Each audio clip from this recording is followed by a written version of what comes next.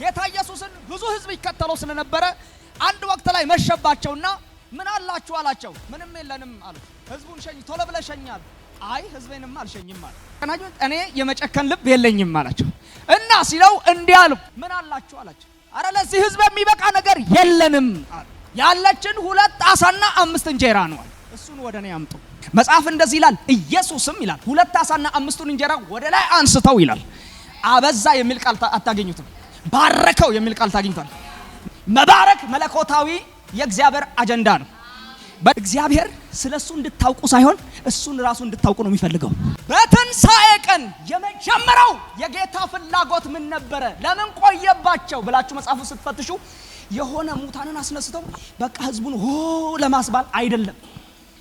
አመናችሁም አላመናችሁም ህዝቡን ሰርፕራይዝ ለማድረግ አይደለም አላሳርን አስነስተው። እሱ ሐሳቡ የቆየበት ምክንያት ስለሱ ሳይሆን እሱን ማን እንደሆነ እንዲያውቁ ነበር።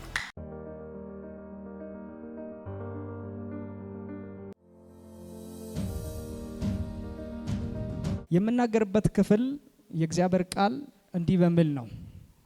ለምን ቆየባችሁ በሚል ነው ማውራው። ለምን ዘገየባችሁ በሚል ቃል ነው ማውራው። ኢየሱስ ክርስቶስ ጌታ ነው። ጮክ በሉና 3 ጊዜ አየር ላይ ኢየሱስ ጌታ ነው በሉ። ድገሙ እስቲ አንዴ። ደግማችሁ ጌታ ነው በሉ እስቲ። እርግጠኛ ነኝ ጌታ ነኝ ያለ በእናንተ ደጅ ላይ የሚፎክረው ዛሬ ይዋረዳል። በእናንተ ህይወት ላይ ጌታ የሚሆነው ኢየሱስ ብቻ ይሆናል። በትዳራችሁ፣ በኑሯችሁ፣ በልጆቻችሁ ላይ እርሱ ብቻ ጌታ ይሆናል። ጮሁና እስቲ ጌታ ይሆናል በሉ እስቲ። አንድ ሰው ጮሆ ኢየሱስ ጌታ ነው ይበል። ደግማችሁ ኢየሱስ ጌታ ነው በሉ እስቲ። እየረገፈ ነው። ድገሙና ጌታ ነው በሉ እስቲ። ያስጨነቃችሁ ነገር ከላያችሁ ላይ ይራገፋል። ሊያዋርድ የመጣ ደጁ ይዘጋበታል። ሊያንሻፈው የወጣ የጨለማው ኪዳን ይፈርሳል። አራግፋችሁ ትወጣላችሁ። እግዚአብሔር በኃይል ይጎበኛችኋል። ዞር በሉና አጠገባችሁ ያለ ሰው ያዘሩ። እንደ እግዚአብሔር ያለ ማንም የለም። እንደ እግዚአብሔር ያለ መልእክቴ የሚሆነው በዮሐንስ ወንጌል ምዕራፍ 11 ላይ ነው። ምክንያቱም ቅድም ዘማሪ አቤኒ ሲናገር ነበር ኢየሱስ ክርስቶስ ጌታ ነው። የዮሐንስ ወንጌል ላይ ከምዕራፍ 1 ጀምራችሁ ያለውን ክፍል የዮሐንስን ክፍል በደንብ ስታጠኑ በጣም የመለኮታዊ ኃይል የተገለጠበት መጽሐፍ ነው እና ከተአምራቶቹ ከ7ቱ ተአምራቶች መካከል አንዱን ነው ዛሬ ማወራችሁ። ኢየሱስ ክርስቶስ ጌታ ነው። ለምን ቆየባችሁ? በደንብ ስሙኝ። የዮሐንስን ወንጌል ምዕራፍ 11ን ብዙ ሰዎች ሲሰብኩና እኔም ከዚህ በፊት በብዙ አቅጣጫ ሰብኬ ያውቃለሁ፣ አስተምሬ ያውቃለሁ። ዛሬ ግን መንፈስ ቅዱስ እኔን ሲያስተምረኝ የቆየበትን ሳምንታቶቹን በሙሉ የቆየበትን መገለጥ ነው የምነግራችሁ። አጠገባችሁ ያለው ሰው ያዘርጎና ለምን ቆየብህ በሉ። ለምን ቆየብህ? በዮሐንስ ወንጌል መጽሐፍ ላይ 7 ተአምራቶች ታገኙታላችሁ። ጌታ ኢየሱስ ክርስቶስ ምልክት አደረገ የሚል ማለት ነው። ተአምራት ተብሎ የተጠቀለሉ በመጽሐፍ ቅዱስ አስተምሮት የተጠቀለሉ ማለት ነው። 7 ተአምራት ወይ ምልክቶች በዮሐንስ ወንጌል መጽሐፍ ላይ ታገኙታላችሁ። አንደኛ ሳምንት ስንማር እንደነበረው በምዕራፍ 2 ላይ በቃና ዘገሊላ ላይ የተደረገ ምልክት ማለት ነው። ውሃው ወደ ወይን ጠጅ የተቀየረበት። ወደ ምዕራፍ 4 መጣችሁ ደግሞ የመጨረሻ ክፍል አካባቢ ላይ የሹሙን ልጅ የፈወሰበት ሁለተኛ ተአምራት ወይ ምልክት ትመለከታላችሁ። ሹሙ ወይ ደግሞ አለቃው ኢየሱስን ብላቴናው ስለታመመበት ብቻ ሮጦ መጣና ከእግሩ ስር ሰገደ ይላል። እባክህን ብላቴናዬ ልሞትብኝ ነው ድረስልኝ አለው እና ጌታ ኢየሱስ ክርስቶስ ሄዶ ሊፈውስ ሲል አይ አትምጣ፣ ቃል ብቻ ተናገር፣ በቃል ነገር እንደሚንቀሳቀስ አውቃለሁ አለ። በቃል ሽባነት ከደጅ እንደሚርቅ አውቃለሁ አለ። ሞት እንደሚርቅ አውቃለሁ አለ። በዚያ ስፍራ ቃል ተናገረ ይልና ኢየሱስ በተናገረበት ሰዓት ላይ ብላቴናው እንደተፈወሰ ይናገራል። ሁለተኛው ምልክት እሱ ነው። በሶስተኛው ደረጃ በዮሐንስ ወንጌል ምዕራፍ 5 ላይ ለ38 ዓመት ሽባ ሆነው በመጥመቂያይቱ ደጅ የቆየውን ሰው መጽሐፍ ቅዱስ ይናገራል። ኢየሱስም መጣና ይላል አልጋህን ተሸክመ ሂድ አለው ይላል። ለረጅም ዘመን ፈውስ ይፈልግ የነበረው ሰው በአንድ ቃል አልጋውን ተሸክመው ከተማ ውስጥ። በሶስተኛው ደረጃ ከምልክቶቹ መካከል በዮሐንስ ወንጌል መጽሐፍ ላይ ከተከሰተው መካከል ጌታ ኢየሱስን ብዙ ሕዝብ ይከተለው ስለነበረ አንድ ወቅት ላይ መሸባቸውና ምን አላችሁ አላቸው። አይ ምንም የለንም አሉት ሐዋርያት። ምንም የለንም አሉት። ህዝቡን ሸኝ ቶሎ ብለህ ሸኝ አሉት። አይ ህዝቤንም አልሸኝም አለ። እናንተ እንደጨከናችሁ እኔ የመጨከን ልብ የለኝም አላቸው። እና ሲለው እንዲህ አሉ፣ ምን አላችሁ አላቸው። አረ ለዚህ ህዝብ የሚበቃ ነገር የለንም አሉ። ያለችን 2 ዓሣና 5 እንጀራ ነው አለ። እሱን ወደ እኔ አምጡ። መጽሐፍ እንደዚህ ይላል። ኢየሱስም ይላል 2 ዓሣና 5ቱን እንጀራ ወደ ላይ አንስተው ይላል አበዛ የሚል ቃል አታገኙትም። ባረከው የሚል ቃል ታገኙታል። ማብዛት ማለት አስማት ነው። መባረክ መለኮታዊ የእግዚአብሔር አጀንዳ ነው። በደንብ ስሙኝ። ባረከው ይልና ለ5000 አባወራ እንደፈለጋችሁ ብሉ፣ ሴትና ወንድ ልጆች ሳይቆጠሩ። ኢየሱስ ጌታ ነው። አራተኛው ምልክት ይሄ ነው። በዮሐንስ ወንጌል ላይ የምታገኙት ኢየሱስ ክርስቶስ ጌታ ነው አይደል? አራተኛው ነው አይደል? አራተኛ ነው። አምስተኛ ኢየሱስ ክርስቶስ አይነ ስውሩን ምዕራፍ 9 ላይ አይነ ስውሩን ጭቃ ቀብተው እንትፋለና ሂድና በሰሌውም ታጠባለው። ከመወለዱ ጀምረው አይቶ የማያክሰው ጭቃ መቀባት ምን ማለት ነው? የዘንድሮ ነብይ እንደዚህ ቢያደርግ አለቀልን። ቲክቶኩ ጨርሶን ነበር። ኢየሱስ ግን ጭቃ ቀብተው ባይዘወይ ምሪት ብትቀበል ነው የሚሻለው። ተቃውመህ አትችለው፣ ይጎልብሃል። እንትፋልና ካልጠፋው ምልክት ጭቃ ቀብቶ ይልቁኑ ጭቃ ያጠፋል እንጂ በእኛ ሳይንስ በተማር ነው ያጠፋል እንጂ እንዲበራ ያደርጋል።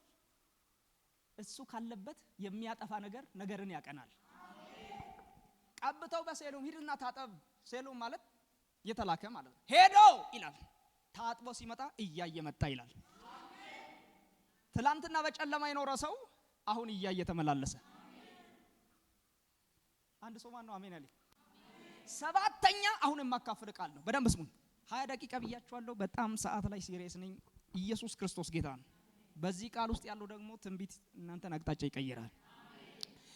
የዮሐንስ ወንጌል ምዕራፍ 11 ምን ይላል? ምን ይላል? ፈጠን በሉ። ምዕራፍ 11 ቁጥር 1 ከማርያምና ከእህቷ ከማርታ መንደር ከቤታንያ የሆነው አልዓዛር የሚባል አንድ ሰው ታሞ ነበር። ነገሩን ራሱ የሚጀምረው ታሞ ነበር የሚል ነው። ማርያምም ጌታን ሽቶ የቀባችው እግሩንም በጠጉሯ ያበሰችው ነበረች። ወንድሟም አልዓዛር ታሞ ነበር። ስለዚህም እህቶቹ ጌታ ሆይ እነሆ የምትወደው ታሟል ብለው ወደ እርሱ ላኩ። ምን የሚሉ? የምትወደው ወንድም። ኢየሱስ እዚህ ቤት በጣም ፋሚሊ ነው። በጣም ህብረት አላቸው። አብረው ነው የሚበሉት፣ አብረው ነው የሚወጡት። አይሁድ ሁሉ ያውቃቸዋል።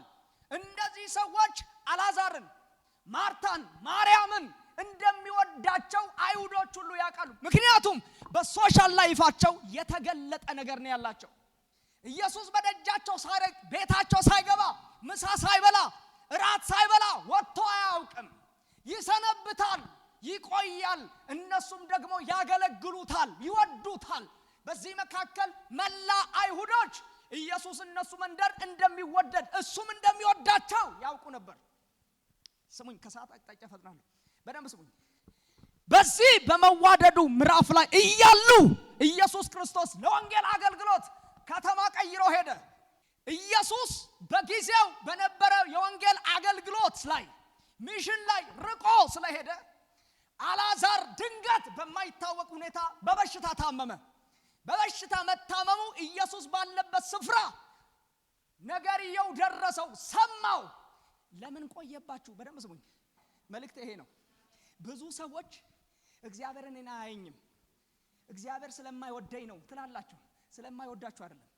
ለምን ቆየባችሁ? ምስጢሩ ልነግራችሁ ነው። ኢየሱስ ክርስቶስ የአልዓዛርን መታመም ሰምተው በዚያው ስፍራ ቆየ ይላል።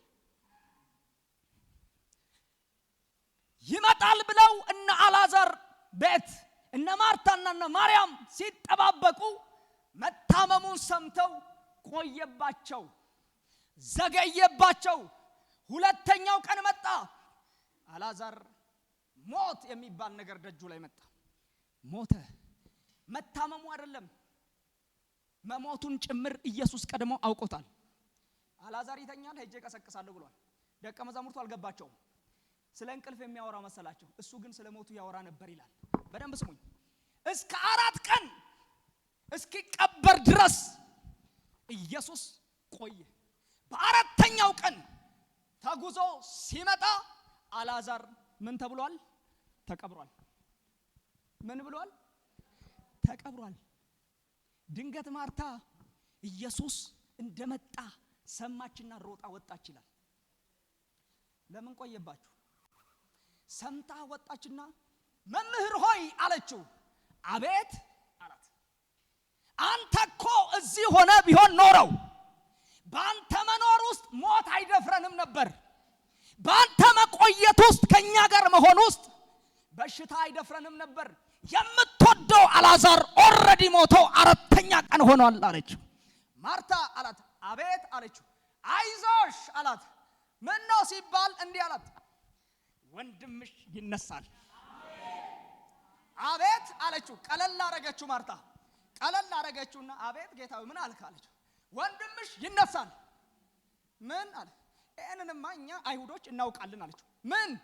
በትንሳኤ ቀን እንደሚነሳ እናውቃለን። ሴትዮ አንዱ ቀት ነበራት፣ ትንሳኤ የሆነ ቀን ብላ መዝግባለች። መላ አይሁዶች ዘንድ የነበረው ትንሳኤ ኢየሱስ ሳይሆን ቀን ነበራቸው እነሱ ዘንድ ዕውቀታቸው። ስሙኝ፣ እግዚአብሔር ስለሱ እንድታውቁ ሳይሆን እሱን ራሱ እንድታውቁ ነው የሚፈልገው። አልገባችሁም? በትንሳኤ ቀን የመጀመሪያው የጌታ ፍላጎት ምን ነበረ? ለምን ቆየባቸው ብላችሁ መጽሐፉ ስትፈትሹ የሆነ ሙታንን አስነስተው በቃ ህዝቡን ሆ ለማስባል አይደለም። አመናችሁም አላመናችሁም ህዝቡን ሰርፕራይዝ ለማድረግ አይደለም። አልዓዛርን አስነስተው እሱ ሐሳቡ የቆየበት ምክንያት ስለሱ ሳይሆን እሱን ማን እንደሆነ እንዲያውቁ ነበር። በደንብ ስሙኝ፣ እቺ ምሳሌ በደንብ ስሙኝ። አንድ ዩኒቨርሲቲ ውስጥ ባይብል ስኩል እየተማሩ መጽሐፍ ቅዱስ እየተማሩ መምህሩ ጥያቄ ጠየቀ። በትምህርትና በማስተማርና በመማር መካከል የሚደረገው ጥያቄ እንደ ቀድሞው ተደረገ እና መምህሩ አንድ ጥያቄ ጠየቀ። እስቲ ዛሬ ከመካከላችን በቃሉ ጥቅሱን ማለት የሚችል የፈለጋችሁን ጥቅስ አላቸው። ስሙኝ፣ የፈለጋችሁ ሲባል አንድ ወጣት ፈጠን አለና እጁን ብድግ አደረገ። አንተ ወጣት እሺ ተነስ አለው። ቀጥለው አንድ አባት ደግሞ እጁን ብድግ አደረገ። በጣም የደከሙ አባት ናቸው። ብድግ አሉና ቆሙ። እሺ አንተ ወጣት እስኪ በል እስቲ አለው። እኔ የምለው በቃል የምለው የመዝሙረ ዳዊት መጽሐፍ ምዕራፍ 23 ነው አለ።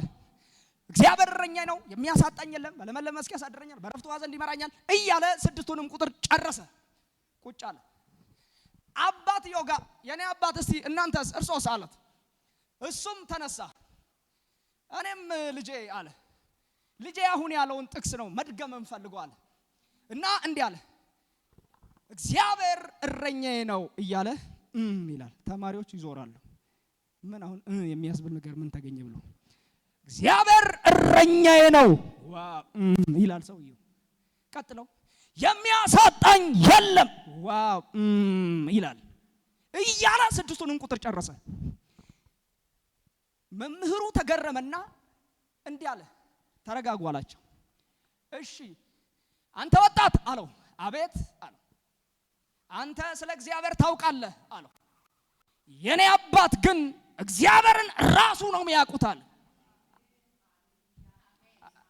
እየገባችሁ አይደል?